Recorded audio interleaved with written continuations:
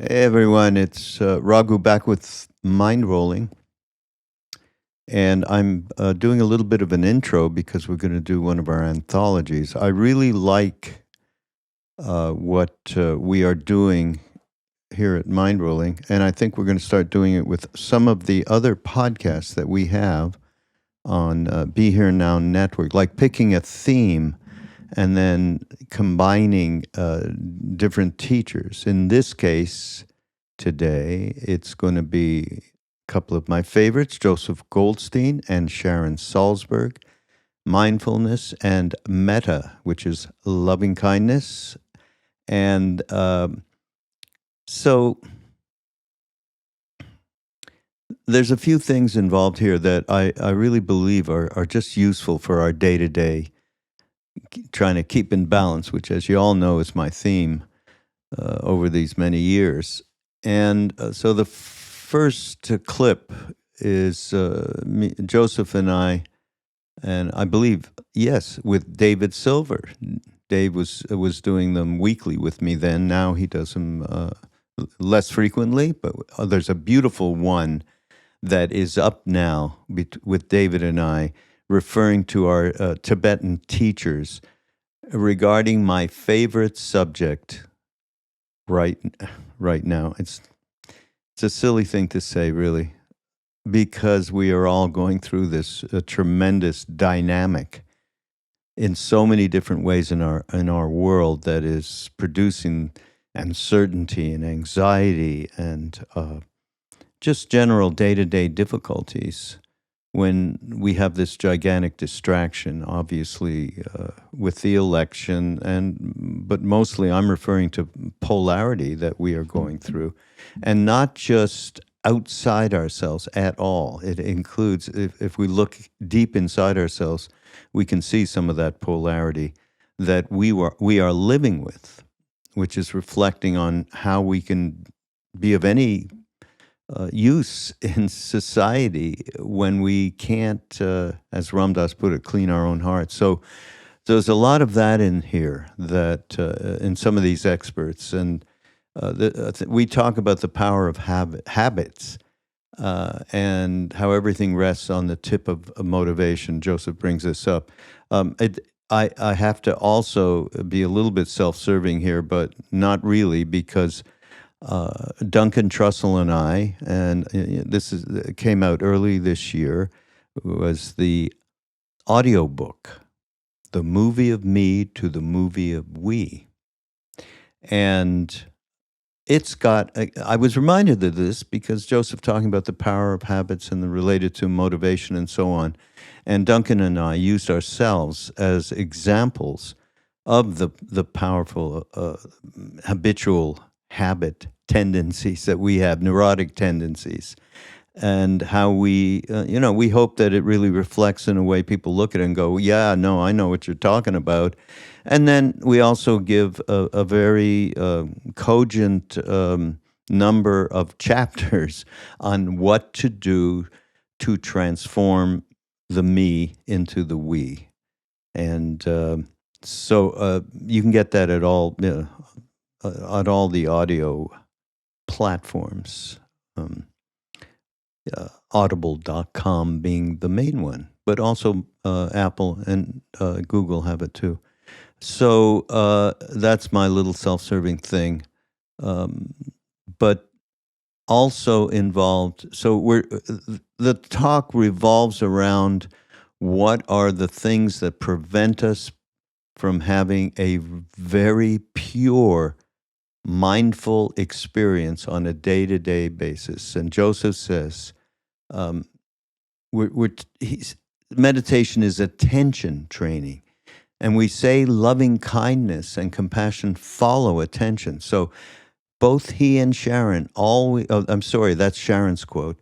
Both he and Sharon, though, always refer to mindfulness that includes loving kindness, that includes love and compassion. Without it, it's a bit of an empty exercise. And so I really appreciate how they relate to this in these different excerpts of talks in this anthology. Um, what else? My favorite thing that Joseph talks about, uh, getting real with mindfulness. And by the way, Joseph's book, Mindfulness, is as far as I'm concerned, the Bible, especially for us in the West, where we can't get deeply into this Satipatthana sutras, which is where mindfulness comes from. He translates it in a way we can get it. And how he talks about how the craving for becoming can co-opt, he says, our meditation practice. I say our lives.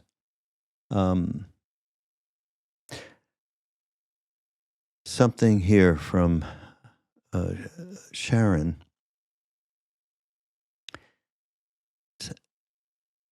The Buddha talked about suffering and the end of suffering, and how to get to the end, which means how to relate with suffering in a way that is not just debilitating on a day-to-day basis. So Sharon talks about the Eightfold Path, and most importantly, equanimity and effort. It's super important to have a balance around mindfulness, and effort can be a real disruptor because we're so into doing this. We've got to do this ourselves. And you bring that to a meditative practice, and it can be very unfulfilling. But the best thing of all that I love, and Sharon repeats it over and over, no matter where you're at, you can start over. You can start over. And that's very redeeming for us. And we don't have to give up, or we don't have to exceed our natural propensity using effort. Effort without clinging is the real point. And so this is really great information, all of this, really, in a way that we can use it without, you don't have to become a Buddhist, and you don't have to read the sutras or anything. But certainly implementing this in our lives is a tremendous help in these times, especially that we're in. Saying that is kind of foolish because it's a day-to-day thing. From the beginning of history, we've had tough times, right? It's part of being human. But we are going through something very significant right now. And that's why Love, Serve, Remember, and ramdas.org, and Be Here Now Network, we really are devoting time to sharing how can we deal with this on a day-to-day basis without being pulled into it and feel the kind of desperation that can be there when you have this kind of anxiety and uncertainty. Last little quote from Joseph. We can suffuse the whole field of mindfulness with the feeling of loving kindness, friendliness towards our own experience, and well-wishing for all others. May all beings be at peace. So, okay, this is the anthology, and I'm really happy to present this. I love doing these things, and I am helped immensely by my wonderful son, Noah Marcus, who has gone in there and curated this for us out of the Mindrolling podcast. So here you go. I will see you next week on Mindrolling. Go to BeHereNowNetwork.com/Mindrolling.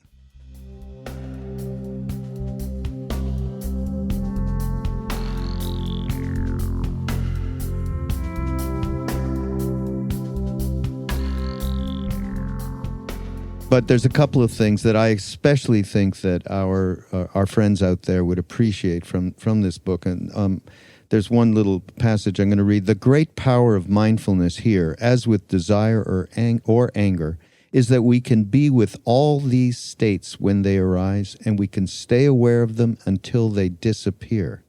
mindfulness, and bare attention reinforce our insight into their impermanence.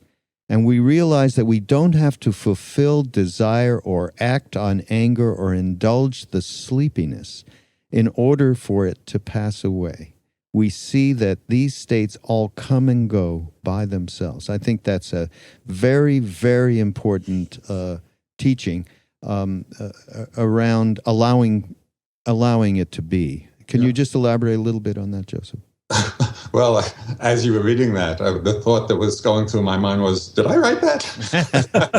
That's good. Because it really does. I mean, it highlights kind of the essence of the insight. It's called insight meditation. Yeah. Sometimes say, well, what's the insight? One of the most profound insights that happens, as you just read, is the understanding, and not conceptual, but the lived understanding of the impermanence of whatever arises.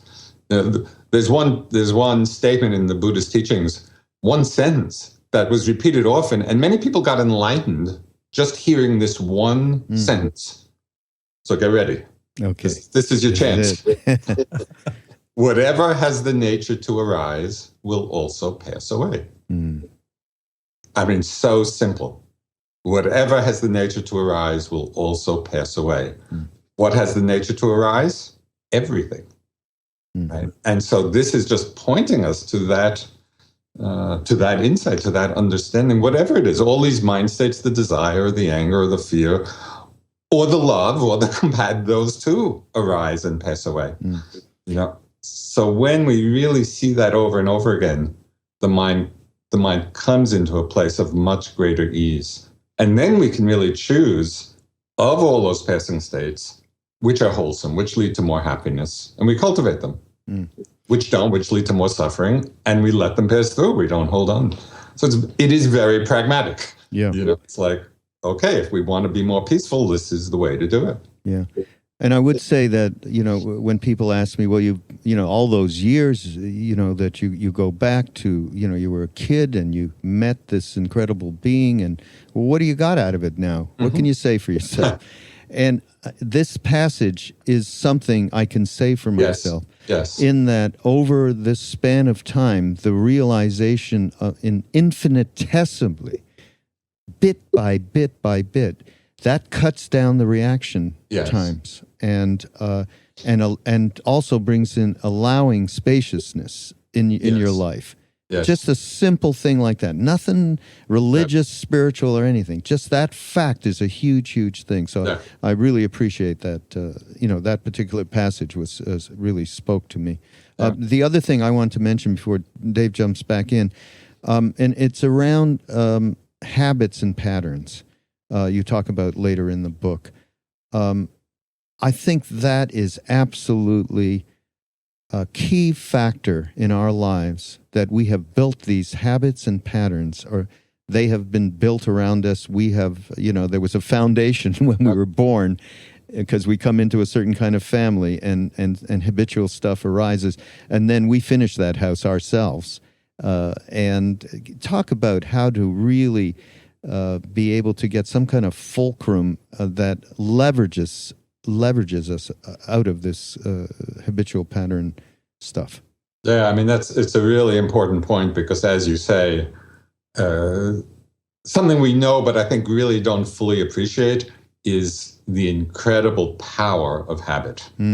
Incredible. There's a kind of inertia that happens in our lives, and habits just roll along, and it's not always so easy to break a habit, So I think that the practice or the cultivation of mindfulness helps in two ways.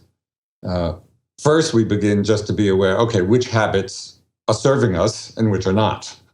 Because some habits are good. We meditate every day and we get to the habit of it. Well, that's a good habit. Or we overeat and we do that habitually. That's not such a good habit. So the first thing is just to be aware, okay, what is our pattern, or several patterns. Then a very key element, and this takes a lot of attentiveness, is to begin to see the intention behind or before the action. Because the body by itself doesn't move. I mean, the hand doesn't go into the refrigerator just by itself. There's a desire, there's a wanting, there's an intention in the mind before the body moves. If we can first recognize, okay, which are the particular habits that we want to work on, at a particular time, and then, challenge ourselves in a way to become aware of the intention to do it before the action happens. In that moment of noticing the intention, we really have the freedom to choose, do I want to do this or not? If we miss the intention, we find ourselves in the middle of the action. And even then, so even if we do miss the intention, if we're aware mid-action, oh, I don't have to do this, and kind of we can pull back.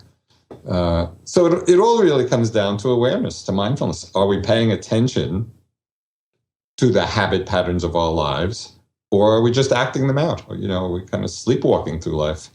And then there's what is the impetus to even hold that attention? And a lot of times for many people, it is suffering. Absolutely. And that is a motivating factor. And so I think motivation is something else to probably talk about. Yeah, motivation is key. I mean, in some teachings, there's one line which I really love a lot, where it says, everything rests on the tip of motivation. Because the intention I talked about is really the mechanics of how things happen. There's an intention in the mind, and then there's a movement following it. But motivation is the quality of mind around the intention. Okay, is the intention motivated by compassion or kindness? Is the intention to speak, for example, is the intention to speak motivated by irritation or annoyance? So the motivation are those qualities of mind surrounding the intention. It's the motivation which determines the karmic fruit of the action. Is this going to bring a good result or a not so good result? It's the motivation which determines that. And in order to see motivation, we need to be watching our minds. Speech is a great arena for practice. Especially for lay people living in the world, active, engaged. We speak a lot. We're speaking all day long. I think very few of us have taken it on as a practice to notice the intention behind and the motivation behind our speech. Things just kind of tumble out. Yeah. And so I have just found this a tremendous area of practice, and it has such good results. When we can really choose to speak wisely rather than without consideration. Yeah.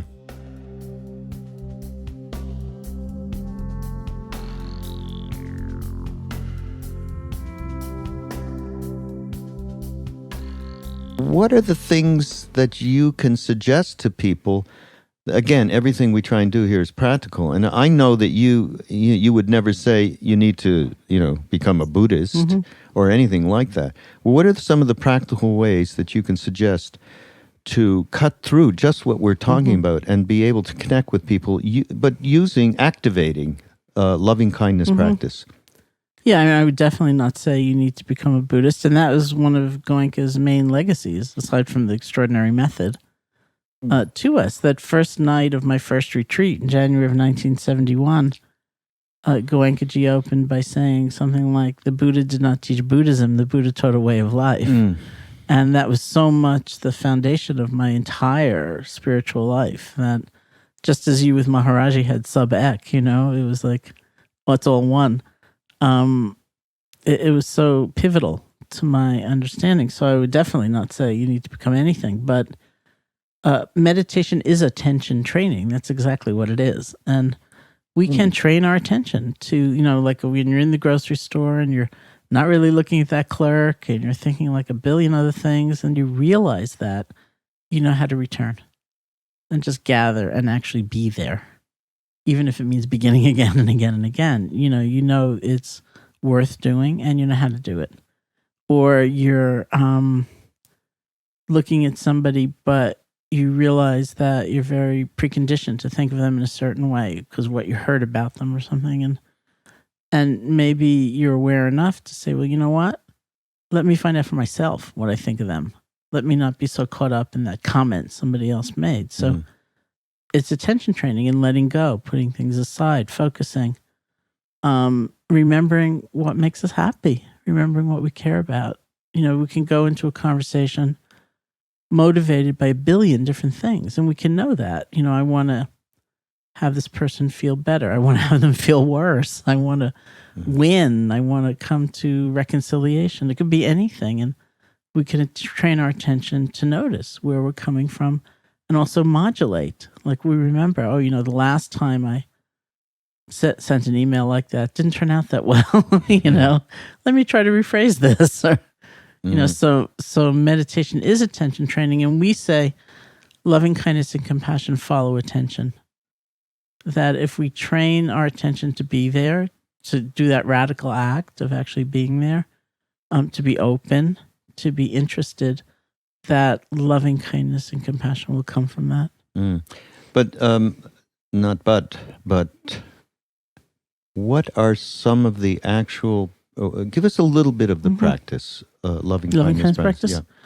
Well, informal loving kindness practice, which is a wonderful thing to experiment with, you would choose certain phrases that would be expressions of the heart and make an offering of them, first to yourself and then to others. Usually, say if we think of ourselves at the end of the day, it's probably more in the line of, well, I should have gone earlier and gotten a better seat in the airport, or, I made that stupid mistake and I could have done that better, and why did I do that? And we don't necessarily give any airtime to just wishing ourselves well or being kind to ourselves. And so that's what we're doing through those phrases. We're not trying to manufacture a feeling or be phony about anything, but we're really just trying to expand our field of how we pay attention. So we choose like 3 or 4 phrases and we silently repeat them, making that offering to ourselves like, may I be safe, be happy, be healthy, live with ease, which means in the things of day-to-day life,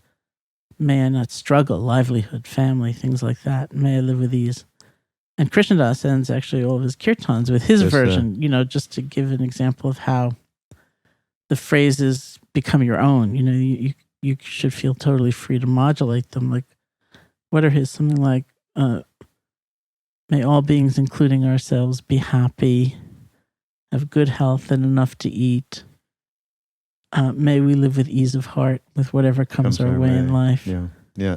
Beautiful. And so, we begin in the formal practice, that offering to ourselves, and then we expand. Maybe someone who's helped us and we feel grateful to. We try to get an image of them or just a feeling for them and offer the phrases to them, which means offering the phrases of the vehicle for the heart space. And then maybe a friend, or maybe that grocery store clerk, or even someone you're having difficulty with, and then all beings in that very great expanse. And you mentioned something in the workshop that I think is really important, actually, and that is how people practice this. And many people have come through you and other people and practiced this and said to you, "I didn't feel anything." Mm-hmm. Tell us, some story. There's a couple of stories there about the reality of what goes on that is not necessarily right on the surface or instantaneous, which is what we like in America or in the West. Yeah, no, definitely. I mean, some of it has to do with our identification of love as an emotion, which it isn't necessarily. It could be recognition, like you count. Right. It could be inclusion, like I'm listening to you. So it's because we tend to identify love simply or only as an emotion. Then we also try to assess our practice. Why I didn't feel love? I felt it maybe yesterday for 3 minutes. Why isn't it 18 minutes today? But I've seen 1,000 times or more that the practice is working even if it's not manifesting on the emotional level. Our intentionality, our worldview, like our being. It's shifting, even if we're not feeling that rush of emotion. So I've seen a lot of people be very disappointed because they're not feeling that rush of emotion, but it really doesn't matter. And it's also true that we will see differences in our life, usually far before we see differences sitting on the cushion. And so I told this one story about this guy who took me out to lunch in New York City, and he said to me, I've been practicing loving kindness as my meditation practice for about 3 years now, whether I'm on retreat or I'm sitting at home each day. And he said, I can't say that my formal experience when I'm sitting is all that different now than it was 3 years ago, but I'm like a different person. I'm different with myself. I'm different with my family. I'm different ethically. I'm different with my community. And he looked at me and he said, is that enough? And I said, I kind of think it's enough, actually. Really? Oh, boy.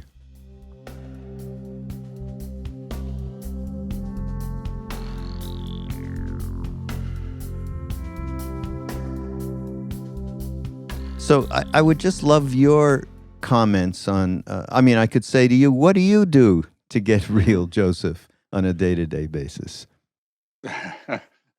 Well, I frame it to myself a little bit differently. I don't know whether it's because of just the inclination of my mind or where my practice is at now. But for me, what I've become very interested in and what I'm observing a lot, in myself and also in working with, lots of meditators, is the tendency underneath kind of the simple matter, although pervasive one, of simply getting lost in our stories. But even when we're not lost, even if we've gotten real to the extent of being present.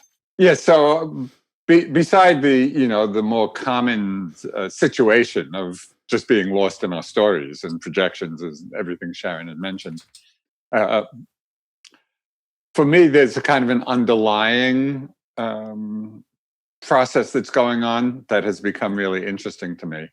And that is, even when, I'm being present in, whether it's in the formal sitting or just in the course of a day, I've noticed, and again, in myself and both in myself and with lots of other people, there's a very strong tendency to lean into the unfolding process, even on a moment-to-moment level.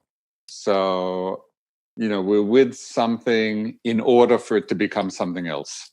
We're with some discomfort in the body, and we're trying to be mindful of it in order for it to open, or in order for it to diminish, or we're with some emotion in order for it to do something or other.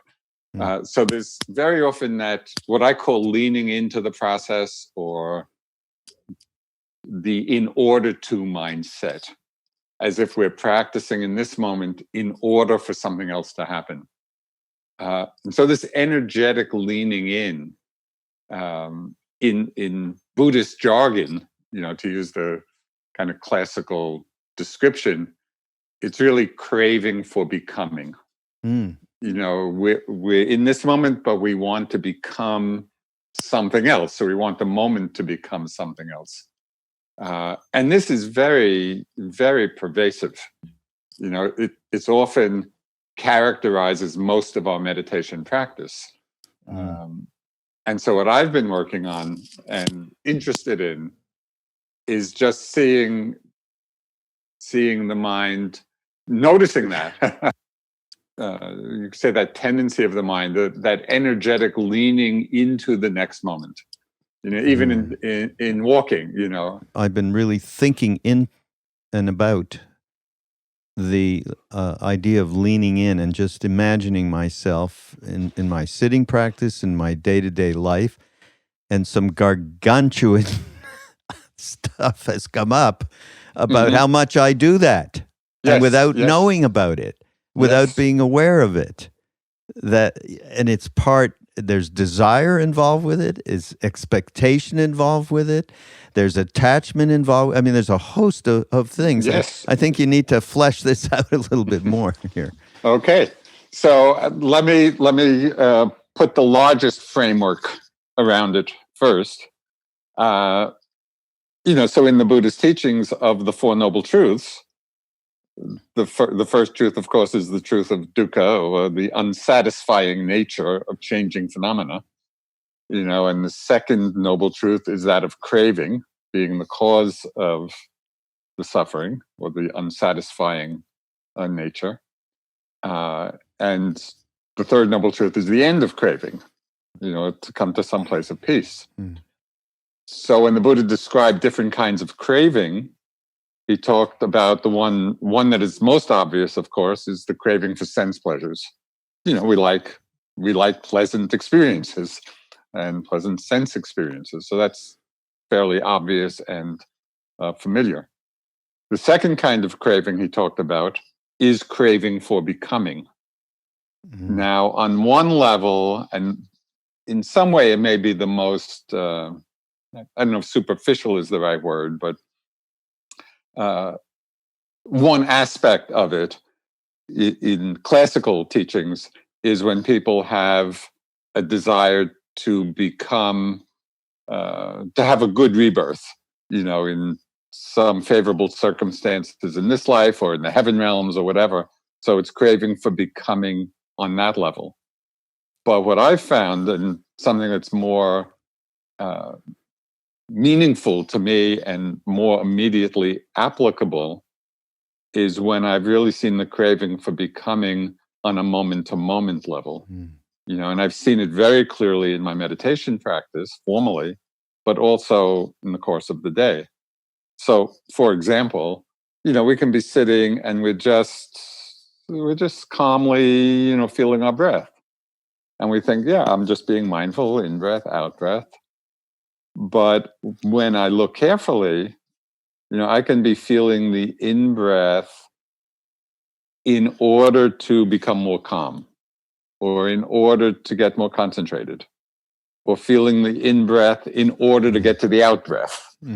I mean, it's an energetic leaning into the unfolding process. Right? And that's a kind of craving for becoming.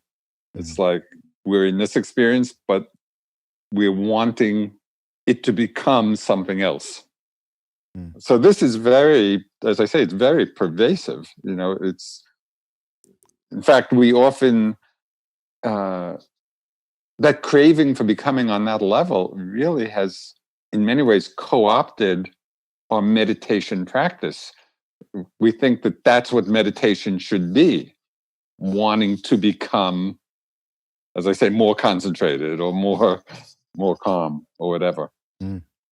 So I had an experience that really highlighted this tendency, and in quite a radical way. In some way, it revolutionized my meditation practice.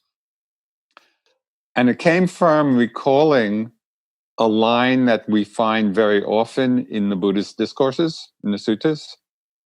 It's a line that I had read many, many times, and always just took it as a simple description of how things were. And the line is that whatever has the nature to arise will also pass away. So that's, it's obvious. It's something we've all heard in the context of spiritual teachings, endless number of times. Whatever has the nature to arise will also pass away. So for years, I just took it as a simple restatement of an obvious truth. But in one sitting, I was on retreat, this line came to mind. And instead of just dismissing it or undervaluing it, simply as a description, I took it as an instruction. And so I used that line, I brought that sentence into my mind in the very midst of my meditation practice. So I'm just sitting and feeling my body, feeling the breath, feeling all the flow of changing sensations. and I dropped that line into the mix. Whatever has the nature to arise will also pass away. So the effect of doing that was to realize that because whatever will arise will also pass away, there is absolutely nothing to want. Because whatever we might want is just going to be another changing phenomena. So this is particularly, this was particularly useful, not so much in the larger context of our lives, because we want different things and they serve different purposes. So it's not on that level. This not wanting that I found so radically helpful was to drop into that not wanting on the moment-to-moment level in my meditation, that there's nothing to want because whatever I might want is just going to be another part of the changing flow of phenomena. And what happened in that moment was there was a moment of dropping back from wanting anything, in realizing that whatever it is would also pass away. And that highlighted the truth of the meditation being the practice of not wanting. It's not the practice of becoming. Do you follow? And so the practice has really become practicing not wanting, letting things arise and pass by themselves without that leaning into, that energetic leaning into becoming.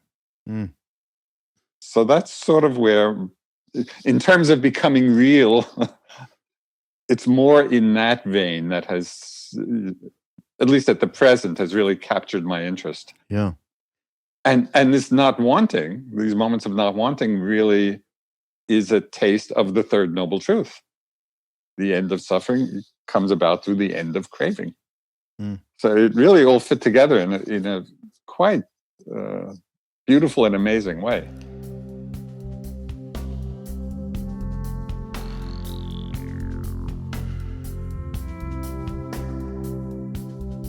In terms of getting real, I mean, right understanding, right thought, right speed, right action, right livelihood, right effort, right mindfulness, and right concentration. What do we mean, just in general, by right, in terms of getting real? Well, it's interesting because a lot of kind of modern scholars, they don't like the word right. Oh, really? Because it brings up wrong. I like the word right because I think there is a wrong. And so people maybe also people trying to make it more palatable for listeners, that it's balanced understanding, balanced thought. It's wise understanding, it's wise thought. I like right because I think there's a right and a wrong, And that's not saying you're a bad person, or I'm a bad person when I practice wrong speech, for example.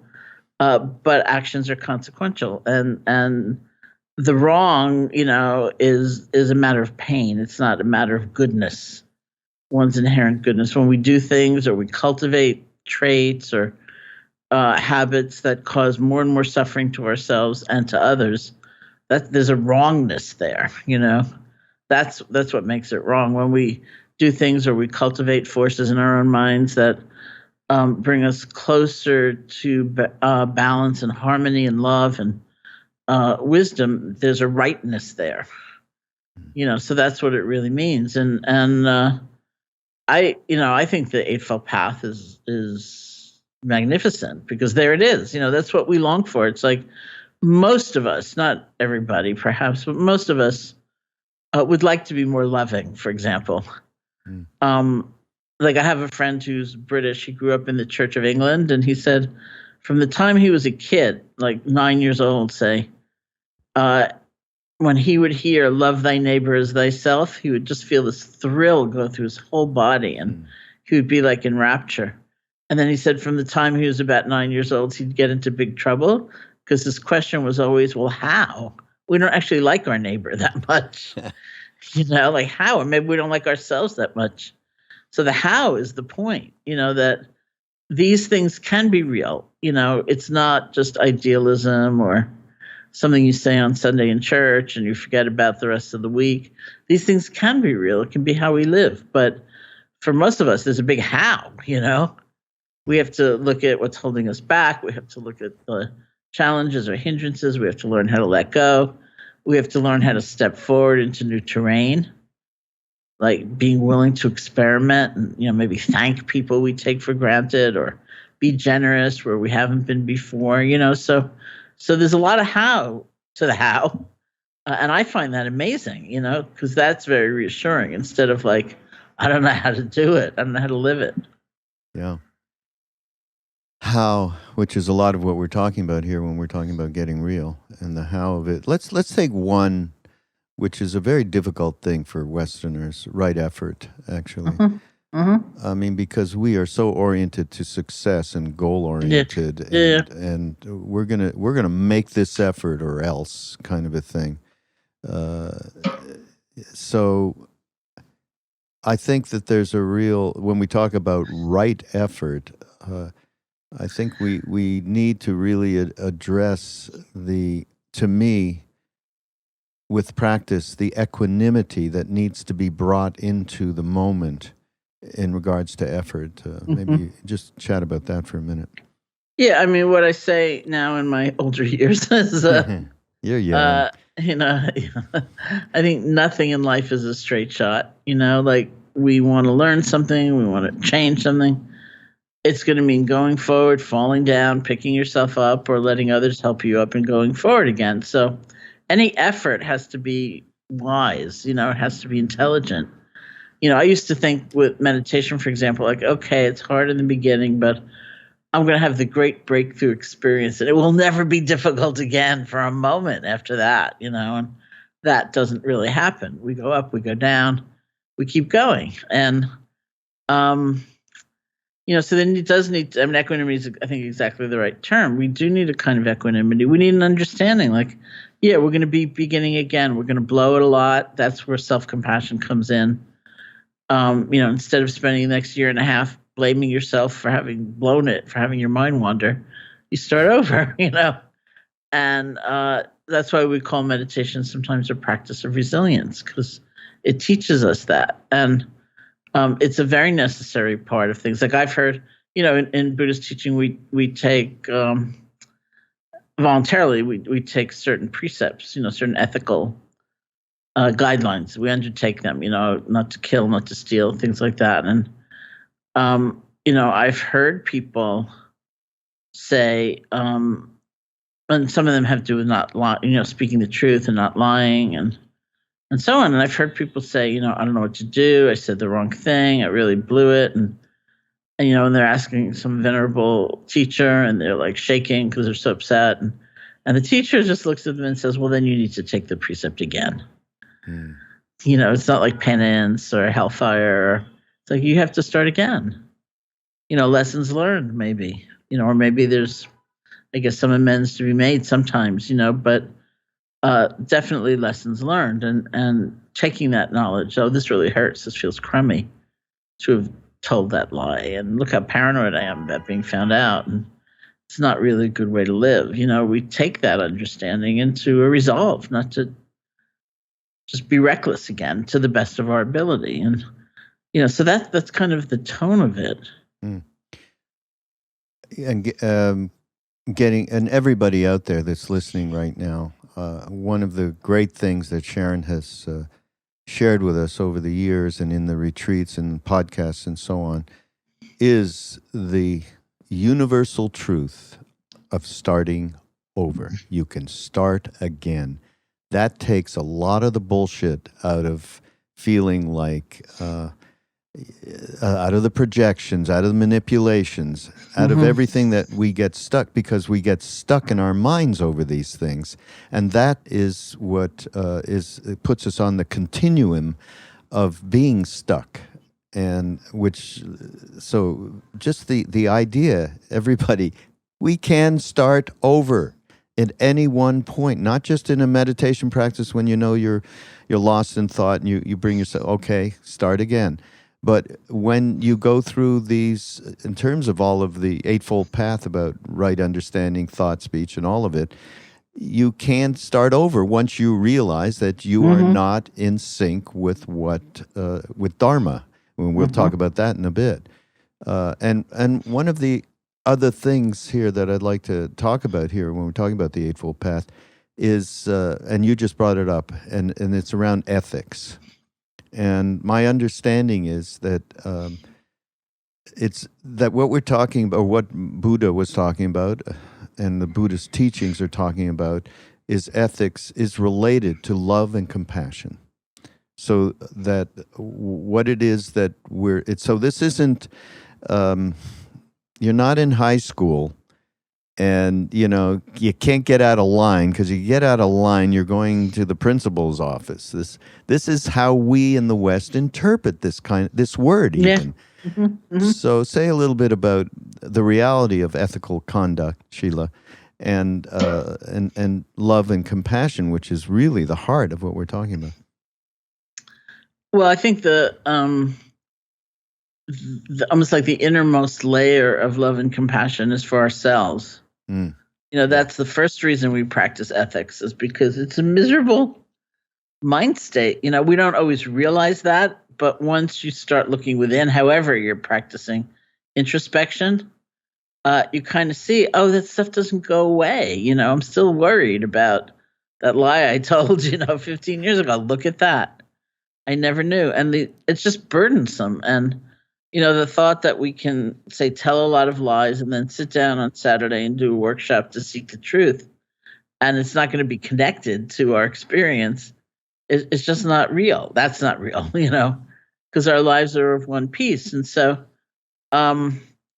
you sit down and you've, done something kind of off, that's really breaking the harmony, or you've been deceitful in some way. And usually it comes up at some point or another. And so instead of sitting there feeling your breath or doing a mantra or whatever, you're thinking, did I lie to enough people? Maybe I better lie to somebody else, because I have to bolster that original lie. And, Okay. Maybe it wasn't convincing enough. Or, what if they ever find out that I'm not, by the way, living in an illegal sublet. I'm living in a very legal sublet. But, what if I had been, what if I took up that offer and I took advantage of that opportunity that came? And then I'd be sitting here every day thinking, was that a knock at the door? Are they coming to throw me out? And so you realize there are consequences to how we speak. It's a very powerful form of being, speech, and there are consequences to our actions. And just out of the greatest kindness for yourself, you think, I don't think so, like I don't need to just stay on this treadmill and keep perpetuating this really bad feeling. And I'm going to try something else. And that is very un-American in a way, or un-Western, because I think when we think of an adventure and being bold, and, we think of being more reckless. We don't think about being simpler, or kinder or more truthful or something like that. So it's turning a lot around to think, well, what would it be like?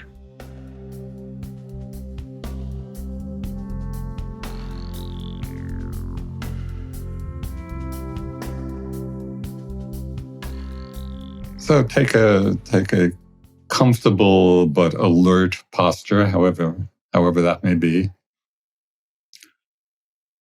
Generally, in our tradition, we sit with our eyes closed, but it doesn't really matter. One can also sit with the eyes just slightly open if that's what you're accustomed to. And begin by simply taking a few deep breaths as a way of settling into the body. And don't be afraid to really breathe deeply 2 or 3 times.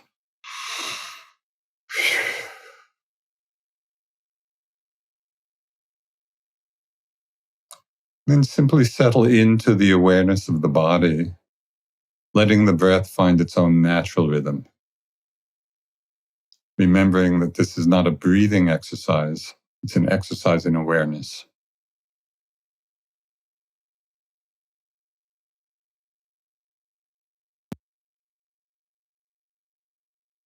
Just sit and know you're sitting.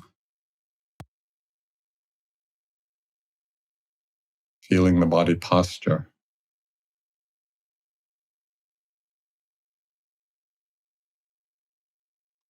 phrase that many people have found helpful is, there is a body. Just intermittently, you might repeat that phrase in the mind, there is a body. And it's simply a reminder to settle into the awareness of the whole body sitting.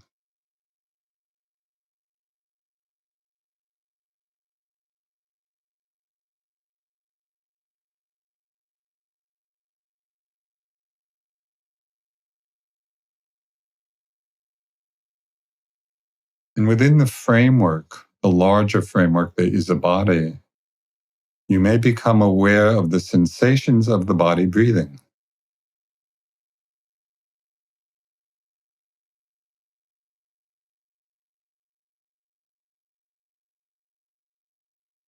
There's no need to narrow the attention necessarily on the feeling of the breath, although one can do that.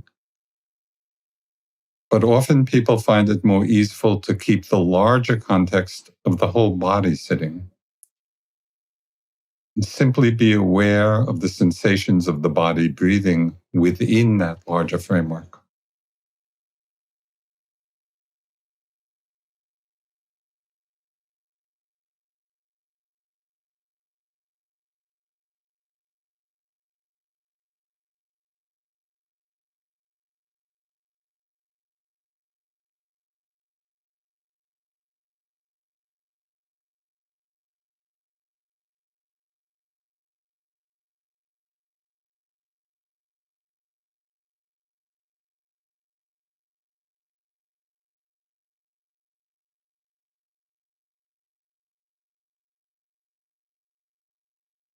There is a body.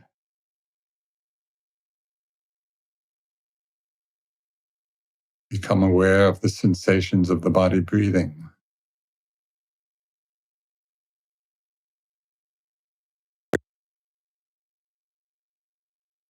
And you can also feel any other sensations that may appear and call your attention.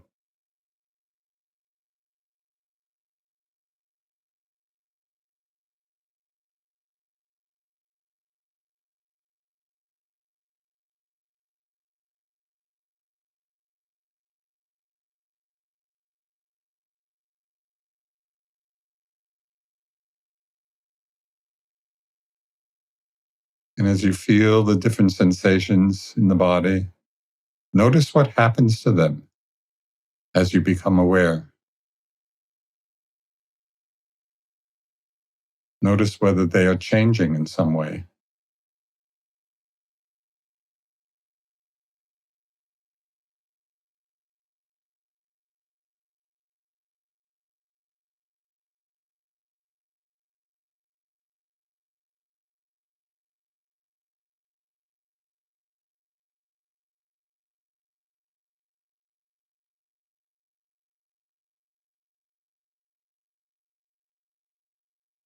And stay alert for the appearance of any thoughts or images in the mind.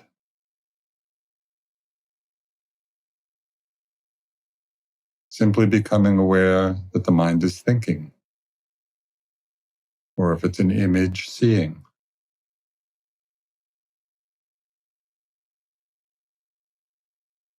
And notice what happens to the thought as you become aware of it.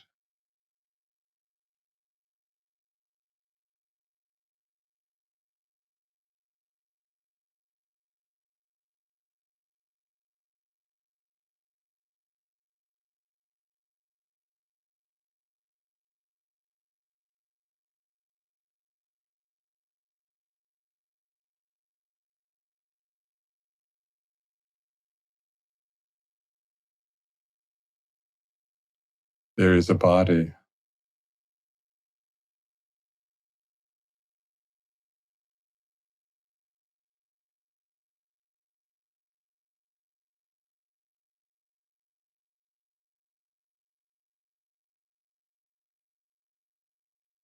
Aware of the sensations of the body breathing.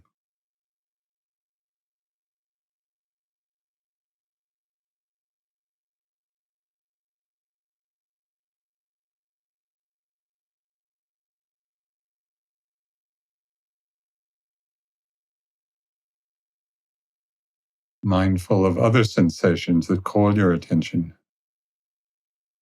noticing their changing nature.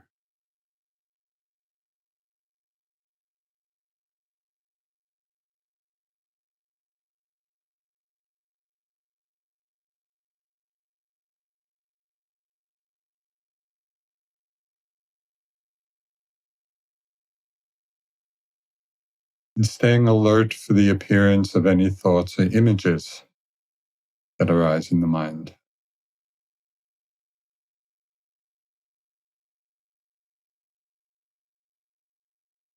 Sometimes a soft mental note of thinking or seeing helps to strengthen the mindfulness of them.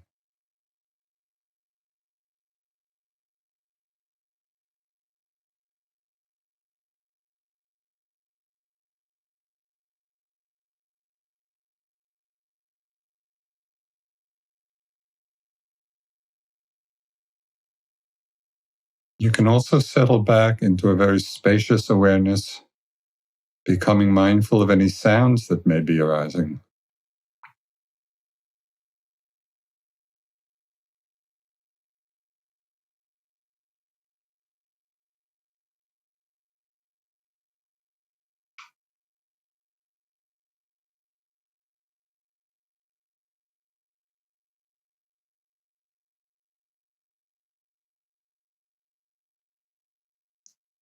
Staying grounded in the awareness of the body and aware of any aspect of experience that becomes predominant, calls our attention.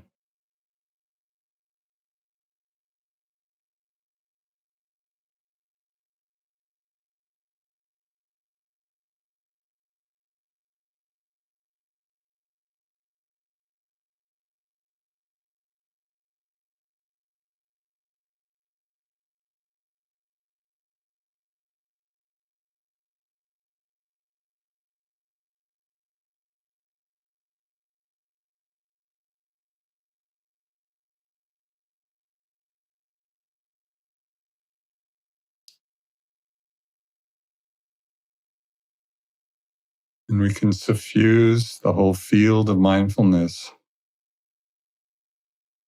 with the feeling of loving kindness.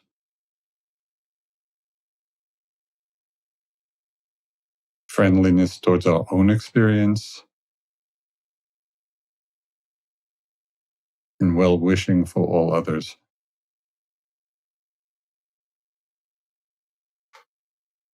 May all beings be at peace.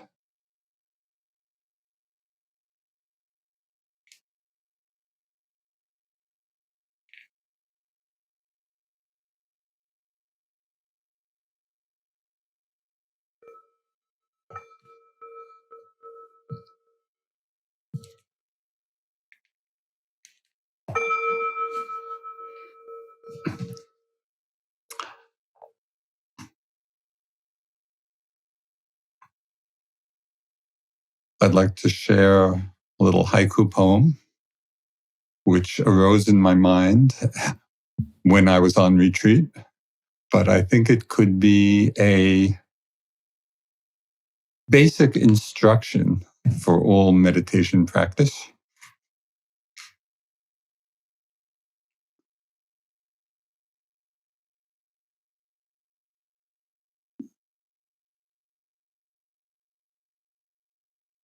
Bird song in the empty sky of my mind.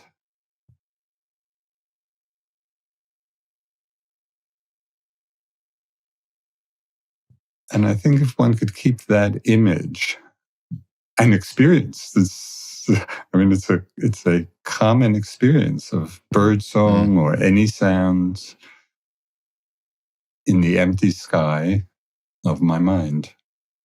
You know, and so can we have everything be a bird song in that empty sky of awareness?